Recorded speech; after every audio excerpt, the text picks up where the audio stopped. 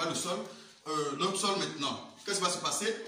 On va passer maintenant à ce que j'appelle le piquetage.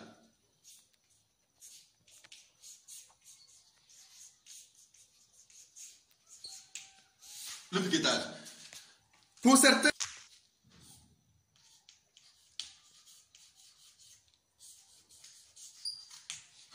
cela semble ne pas vraiment être nécessaire, mais pour moi, c'est primordial. Parce que lorsque je dis j'ai fait 1 hectare, c'est l'exploitation de cette partie-là qu'on appelle hectare. Alors, si je n'ai pas bien structuré mon champ et que je travaille de manière désordonnée sur la parcelle, et effectivement, ce n'est plus 1 hectare que j'ai cultivé, mais j'ai nettoyé une parcelle de 1 hectare. Alors, c'est la gestion de cet endroit qu'on appelle j'ai fait 1 hectare. Donc, pourquoi le piquetage compte beaucoup pour moi? C'est un dispositif qu'on va mettre en place où on va mettre l'emplacement soit de chaque pied, l'emplacement de chaque billon, l'emplacement de chaque planche. Et lorsque cela est effectué, effectivement, déjà à partir du champ bien structuré, déjà à partir de là, ça peut me permettre de savoir effectivement combien je dois débourser pour les différentes activités au niveau de ma parcelle. Donc, lorsque je fais un piquetage, par exemple, ici, je mets un piquet là, un piquet là, un piquet là, un piquet là. Donc, je sais déjà que je travaille sur cette ligne, sur cette ligne, sur cette ligne, sur cette ligne, bien structuré, bien, voilà, bien organisé. Alors, donc, du coup, je sais comment je dois structurer mon champ. Je peux facilement circuler ici, me déplacer correctement sur mon champ en toute liberté et en toute tranquillité. Pour la circulation dans mon champ, cela va être plus facile parce que j'ai laissé des espaces utiles pour mieux circuler dans mon champ et facilement. Et de là, je peux passer par là, tout simplement. Voilà, ça me permet de bien circuler dans mon champ, et bien évidemment. Maintenant, l'avantage c'est également de bien faire un bon piquetage, effectivement, c'est que lorsque j'ai des manœuvres sur le terrain, je peux être de mon bureau par exemple et je leur dis, écoutez, lorsqu'on a fait le piquetage, on a trouvé, j'ai dit n'importe quoi, 1000 lignes, tout simplement. Alors, donc, je peux déjà de mon bureau structuré de savoir combien de lignes chacun peut faire pour que puisse telle activité peut être effectuée à telle période. Tout ça là peut être bien organisé et déjà, quel est le montant qu'il peut allouer à chaque ligne pour que ça puisse me coûter plus moins cher. Voyez-vous, donc du coup, le piquetage compte beaucoup. C'est une phase, je dirais, primordiale pour moi. C'est ce qui va me permettre de bien organiser ma parcelle, qui va me permettre de bien connaître comment il faut travailler sur la parcelle et de ne pas mettre, par exemple, voici un champ où je prends ici, je vais ici, je suis là, je prends là, je vais là, et ainsi de suite, un peu partout. Donc du coup, je ne sais même pas, quand en marchant, les plans ne sont pas en bonne liberté, je peux faire n'importe quoi sur les plans, je suis obligé de toucher les plans à chaque fois. Oh ici, je peux passer facilement, oh ici, je suis en train de piétiner, de flotter partout, et on sait souvent que les paradis peuvent être sur toi, et lorsque tu vas marcher de manière désordonnée dans le champ, tu peux contaminer ton champ facilement sans te rendre compte. C'est pourquoi il est tellement important de faire un bon piquetage. Or, lorsque vous travaillez de cette manière, le champ n'est pas bien couvert, la surface n'est pas bien couverte. Donc, du coup, vous allez laisser plusieurs parties que vous allez forcément nettoyer parce que si tu travailles ici, et là, ici, par exemple, je suis obligé de nettoyer parce que les herbes vont pousser là. Alors, donc, du coup, je suis en train de travailler en désordre et ça, c'est pas plus intéressant. De voir des gens qui nettoient, qui travaillent un peu partout, qui plantent un peu partout, comme ça, un peu partout. Alors, on n'a pas mis un bon dispositif. Il y a des distances quand même qu'il faut respecter pour que la plante puisse être épanouie. Par exemple, je prends le cas de la tomate. Bon, le dispositif de la tomate, par exemple, si je dois faire un piquetage de dispositif de la tomate. Voilà. Ici, par exemple, moi, personnellement, ce que j'utilise le plus souvent, entre les lignes, c'est-à-dire qu'entre les lignes, voici mes lignes qui sont là. Voilà. Voilà. Donc, entre les lignes, je peux décider de mettre, par exemple, 1,30 mètres entre les lignes. Donc, je dis de là, de là à là, ça fait 1,30 mètres. De là à là, il faut approcher la caméra. Voilà, de là à là, ça fait 1,30 mètres. Donc, voici le dispositif. Et maintenant, sur les lignes, voici les lignes, sur les lignes, voici sur les lignes. Sur les lignes, par exemple, je peux décider de faire 50 cm, 50 cm et ainsi de suite. Donc, du coup, je sais déjà à partir de là combien de billons ou bien combien de lignes combien de planches qu'il faut effectuer s'il s'agit de travailler de cette manière. Et je sais aussi combien de pieds qu'il faut mettre sur mon champ quand il s'agit de travailler de cette manière. C'est très important et très important.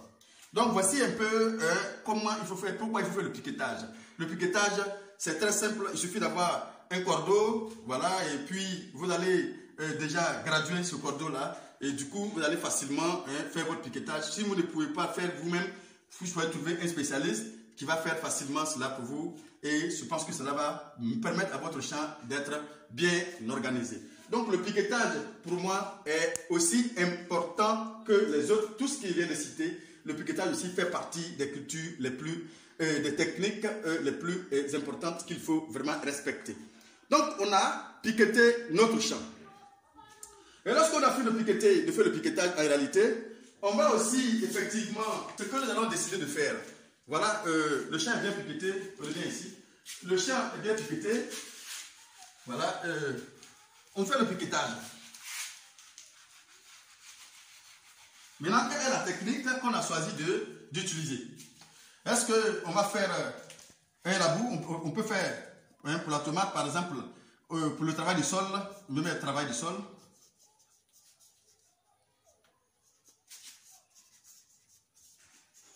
Travail du sol. On peut le faire labour à plat.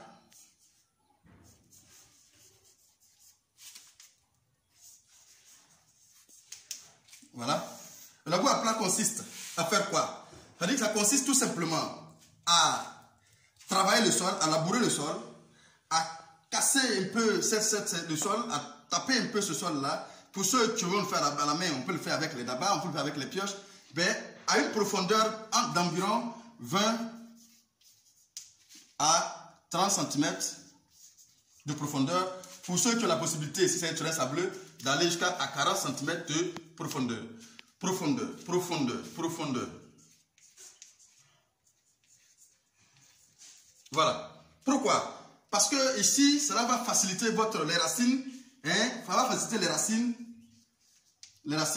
de se fixer, c'est très important. Ça va faciliter les racines de se fixer. Il faut qu'il y ait une possibilité, une facilité des racines de mieux se fixer dans cette terre-là. Donc du coup, si les racines se heurtent contre des cuirasses, des choses solides, beaucoup plus difficiles là, ils vont d'abord tenter de se frayer un chemin. Les racines vont s'être tentées de partir ici. Voilà, du coup, ça va poser problème parce que avant que ça ne trouve son chemin, la croissance va être ralentie, la croissance va s'arrêter. Donc il faut vraiment un terrain où tu vas rentrer un meuble, donc un terrain profond. Meuble, parce que tout simplement, quand c'est profond, la racine peut se fixer, profond et meuble, ça fait que la racine va pouvoir se fixer. Et c'est pourquoi il faut faire ce travail du sol là. Si vous décidez de travailler de faire un travail, disons, je dirais plutôt avec un labour à plat, il faut permettre à ce que la racine trouve son chemin. Les 20 premiers centimètres, la racine doit trouver son chemin pour que les racines puissent aller très vite. Il faut savoir que la plante, tout va de manière proportionnelle. Les racines et les feuilles et les tiges vont de manière proportionnelle. C'est-à-dire plus la racine descend, plus et la plante croît.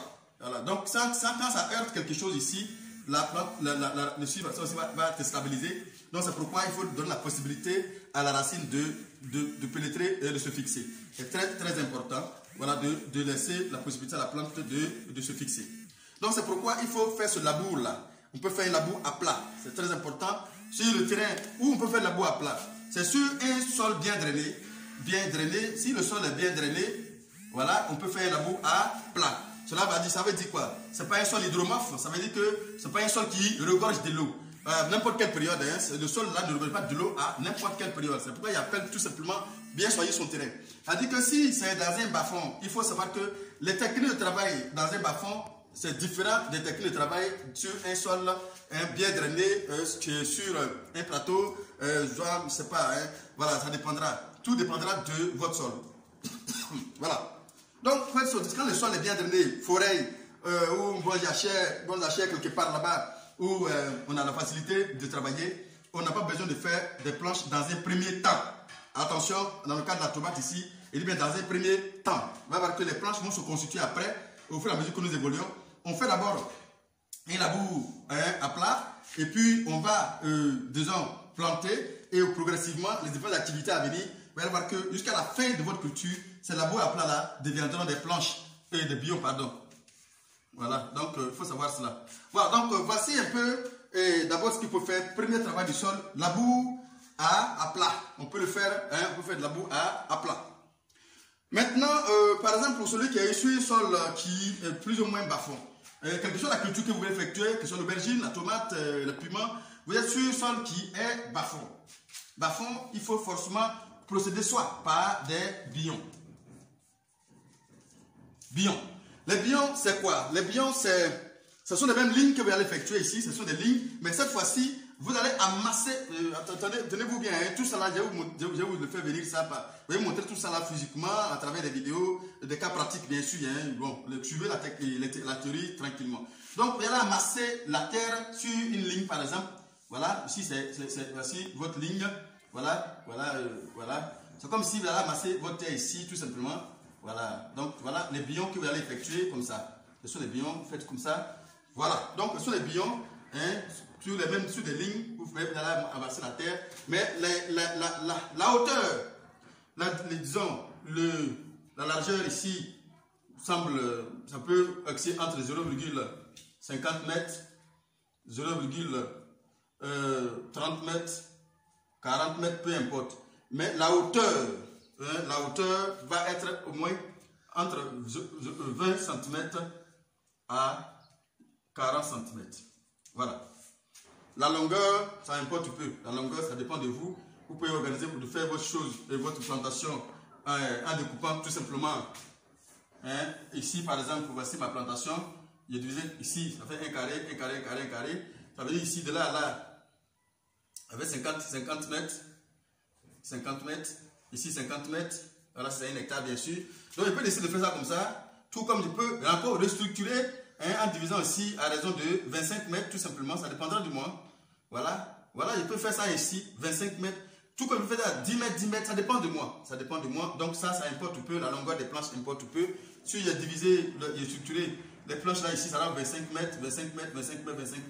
Mais imaginez si j'ai décidé de faire ça à 10 mètres ici, donc les planches seront 10 mètres. Bon, si j'avais décidé de faire ça à 20 mètres, ici, ça va être environ, voilà, 20 mètres.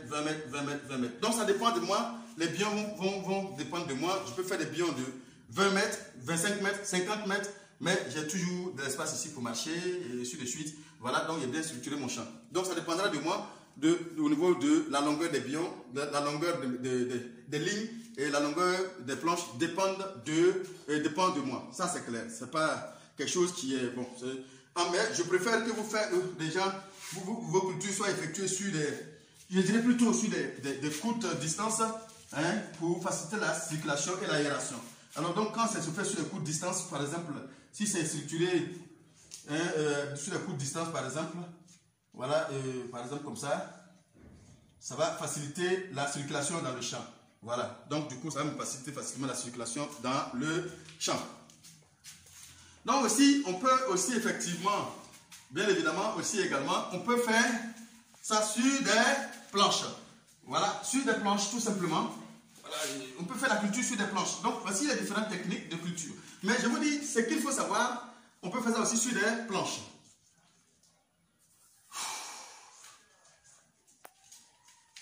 Voilà, des planches. Donc les planches, c'est la même chose. Voilà, ce sont des bandes, voilà, que nous avons effectuées. Voici notre parcelle que je découpe ici encore davantage.